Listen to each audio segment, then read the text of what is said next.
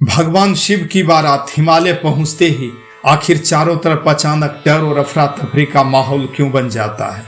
वही लोग जो अब तक बारात के इंतजार में अपने पलके बिछाए खड़े थे, अपने अपने घरों की तरफ अचानक भागने क्यों लगते हैं। आखिर क्यों माता मैना भी बेहोश हो जाती हैं। आखिरकार उस डर के माहौल में कैसे भगवान शिव ने अपने दिव्य रूप से सबका भ्रम दूर किया। आखिर उस बारात में वैसी कौन सी बात थी जिसे देखकर सारे नगरवासियों को अपने सामने साक्षात मौत नजर आने लगी थी। आइए सुनते हैं शिव पुराण से ली गई यह अद्भुत और पौराणिक कथा। हिमालय पर्वत पर उस दिन उत्सव का वातावरण था। राजा हिमवान और रानी मैना अपनी पुत्री पार्वती के विवाह की तैयारियों में व्यस्त थे। पूरे नगर को फूलों, ध्वजों और दीपों से सजाया गया था। दूर दूर से ऋषि, मुनि, देवता और राजाओं को भी आमंत्रित किया गया था। माता मैना के मन में एक ही चित्र था, उनकी पुत्री का विवाह अवश्य ही किसी तेजस्वी, सुंदर, राजसी और दिव्य राजकुमार से होगा। उन्होंने कई बार नारद मुनि से भगवान शिव के गुण जो सुने थे, लेकिन शिव के वैरागी स्वरूप की वास्तविकता से वे पूरी तरह अनभिज्ञ ही थे। उधर कैलाश पर्वत पर भी विवाह की तैयारियां आरंभ हो चुकी थी, लेकिन यह कोई साधारण विवाह नहीं था। भगवान शिव ने अपने सभी प्रिय गणों, योगियों, सिद्धों, भूतों, प्रेतों, पिशाचों, नागों, किन्नरों और गंधर्वों को साथ साथ चलने का निमंत्रण दिया था। कुछ ही समय में कैलाश से एक अद्भुत बारात निकलती है। सबसे आगे भगवान नंदी चल रहे थे। उनके पीछे भैरव, वीरभद्र, भूत प्रेत, कंकाल, पिशाच, योगी, अघोरी, नाग, राक्षस और शिवगण नाचते गाते आगे बढ़ रहे थे। किसी के शरीर पर भस्म लगी थी, किसी के गले में खोपड़ियों की माला थी, कोई डमरू बजा रहा था तो कोई जोर जोर से हर हर महादेव का उद्घोष किए जा रहा था। स्वयं भगवान शिव जटाधारी, भस्म से विभूषित, गले में विशाल सर्प धारण किए, व्याघ्र चर्म पहने, हाथ में त्रिशूल और डमरू लिए नंदी पर सवार थे। यह बारात जितनी दिव्य थी उतनी ही विचित्र भी थी। जैसे ही बारात हिमालय नगरी के निकट पहुंची, नगर के लोग स्वागत के लिए बाहर निकलते हैं, लेकिन जैसे ही उनकी दृष्टि शिवगणों पर पड़ी, उनके चेहरे का अचानक रंग उड़ जाता है। एक व्यक्ति भयभीत होकर बोला, अरे यह कैसी बारात है, यह तो किसी श्मशान से आती हुई प्रतीत होती है। दूसरा बोला, दूल्हे के साथ तो भूत प्रेत, पिशाच और कंकाल भी नाच रहे हैं।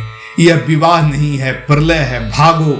चारों तरफ अफरा तफरी का माहौल बन जाता है। सारे लोग अपने बच्चों के साथ, अपने बुजुर्गों के साथ अपने घर की ओर भागने लगते हैं। कुछ लोग आपस में फुसफुसाने लगते हैं, क्या हमारी राजकुमारी का विवाह सचमुच इसी तपस्वी से होगा। नगर में उत्साह की जगह चारों तरफ भय फैल जाता है। उधर महल में माता मैना अपनी सखियों के साथ दूल्हे के स्वागत की तैयारी में खड़ी थी। तभी कुछ स्त्रियां घबराई हुई दौड़ती हुई पहुंचती हैं।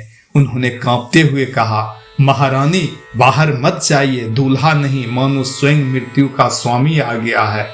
उसके शरीर पर भस्म लगी हुई है, गले में सर्प है और उसके साथ भूत प्रेतों की विशाल सेना आई हुई है।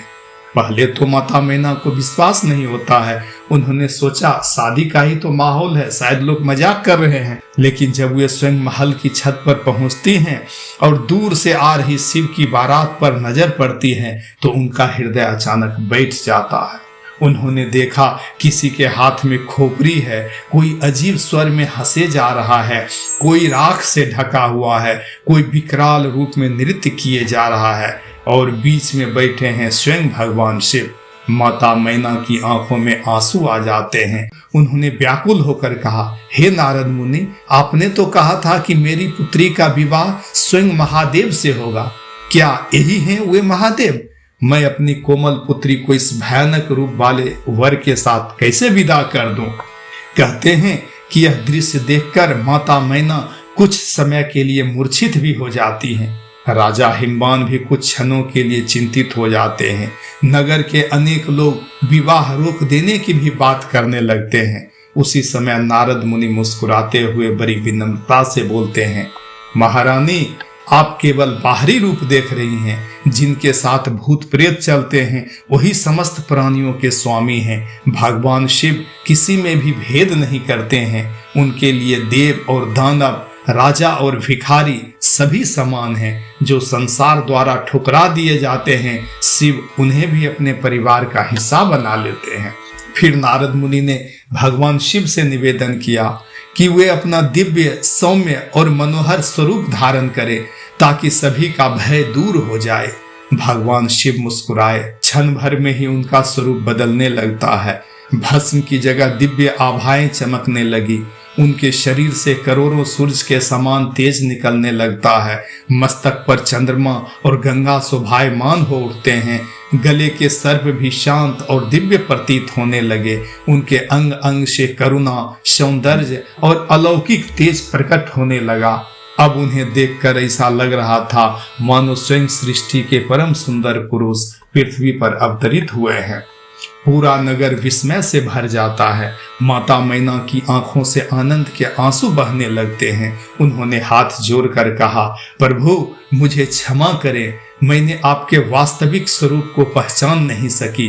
भगवान शिव ने अत्यंत विनम्रता से उत्तर दिया, माता आपका प्रेम स्वाभाविक है। प्रत्येक माता अपनी पुत्री के सुख की चिंता करती है। आपने कोई अपराध नहीं किया है। यह सुनकर माता मैना का भय पूरी तरह समाप्त हो जाता है। एक बार फिर पूरे नगर में आनंद की लहर दौड़ जाती है। देवताओं ने पुष्प वर्षा की, गंधर्वों ने मधुर गीत गाए और अप्सराएं नृत्य करने लगती हैं। श्रोताओं, इस कथा से हमें शिक्षा मिलती है कि किसी व्यक्ति को उसके बाहरी रूप से नहीं बल्कि उसके कर्म, चरित्र और हृदय से पहचानना चाहिए, क्योंकि जो बाहर से विचित्र दिखाई देता है उसके भीतर भी महानता और दिव्यता छिपी हो सकती है।